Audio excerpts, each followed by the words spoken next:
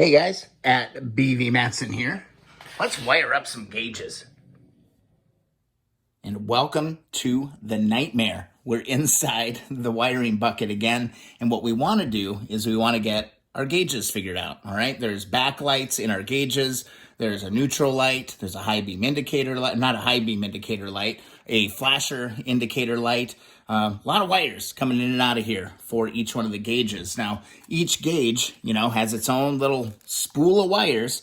So here's the tacho right here. Tachometer is right here. And this one has a lot more wires than the other side because this one has a lot going on. It's actually got your backlight, you have your neutral light, and you also have your flash indicator on this one gauge. And then if you move over and you start to look at the other one only has a backlight. So this one's actually really simple to hook up. Now, obviously, pretty straightforward. On this one, the speedometer only has a backlight. You're going to have a ground and a power. And a power on this is actually a black and white. So what you're going to do is you're going to take your green and you're going to look for this kind of four-way ground. Remember, green is ground on all of this stuff. So what I'm going to do here is I'm going to take my green, I'm going to put this into one of the four on my ground, and then I'm going to take this power, this brown and white, I'm going to go in here, and there should be a black four-way that I can plug into and start to work from. I have a black one right here, but I swear there is basically an empty one in here somewhere as well. There's my ground. You just got to be careful. Don't unplug anything as you're kind of rooting around inside of here. Let's see. I don't think it really matters. There it is right here. Here's my black. And this is an empty four-way. So black is power. This is my power for that light. So if I plug this in to that, just like that, that should take care of this first one because I've got power and a ground to this. So let's turn the key and let's make sure we've got this one right. All right, we will go key on. And won't you know, we got our backlight lit up. You can barely see it because it's really bright in here. How do I show you that? Yeah, there's our backlight on that gauge. We're doing really, really good. That's one down. That one is real easy. Now we got to dive back in to this one, which can be a little bit more to deal with.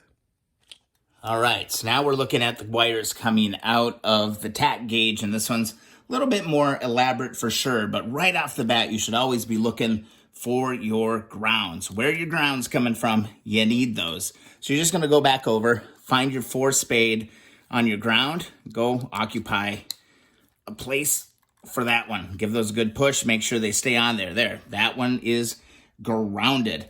Now, the other thing, you'll remember in the previous wiring video, we had blue on the right and orange on the left, right? That was for our blinkers.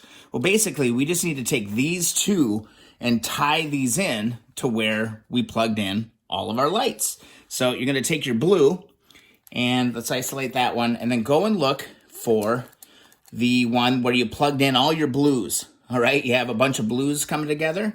Go ahead and plug that one into that same batch. On this Spark Moto harness, there's 4 of them there, and that's going to be beautiful. Next, I can grab my orange, okay, because that's all tied to my lights. We're going for the flasher, or the turn signal indicator right now. This needs to go into our orange batch. And here we go. Here's our orange batch right here. Just going to kind of reach up over here and stick that one in there. Just like that. Woo! There we go. There's my high beam. My bulb fell out. No big deal. But it's going to be blue to the blue batch and orange over to the orange batch. Okay? Pretty straightforward. Now, you're going to also run into these last 3. This is what you're going to see. This one here is actually a female end, and it's a green with a red stripe.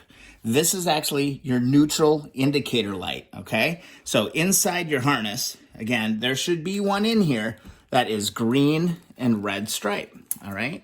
So here we go. There's my green and white stripe. Can you guys see that? It's green with a red stripe, and it's a male, and it actually is gonna plug right in to the female adapter there. So bam, we're in great shape there as well.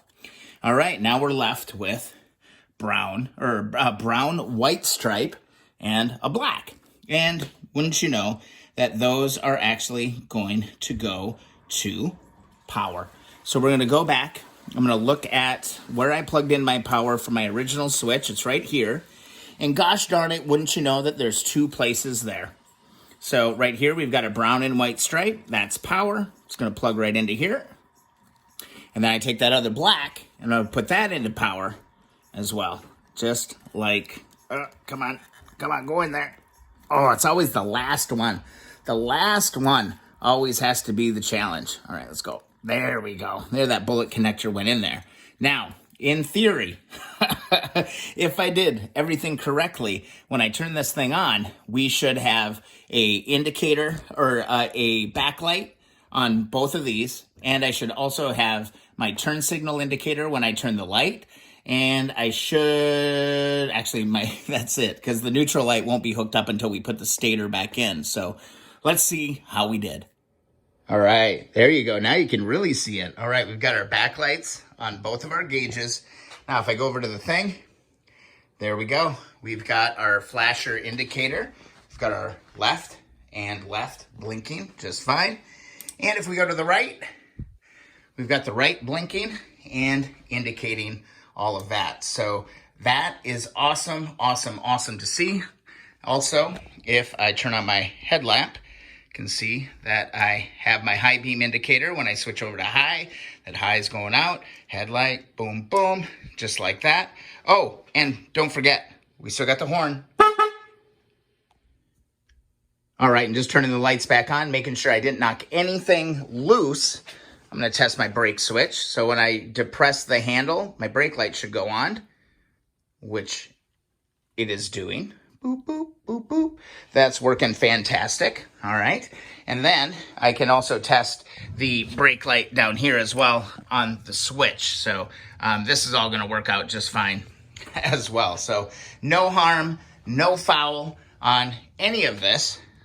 Just love that red light on the top of that bucket. I just think it's so awesome.